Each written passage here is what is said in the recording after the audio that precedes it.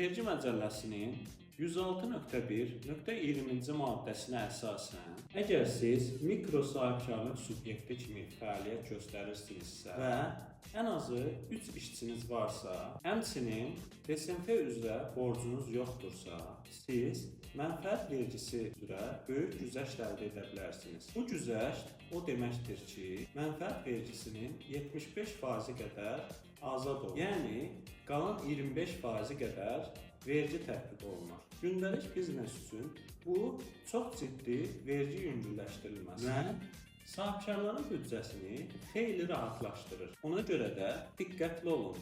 Mikro sahibkarlıq subyektindən maksimum dərəcədə faydalanın. Unutmayın, qanun deyir ki, düzgün şərtləri ödəyən hər bir şəxs bu imkanlardan yararlana bilər.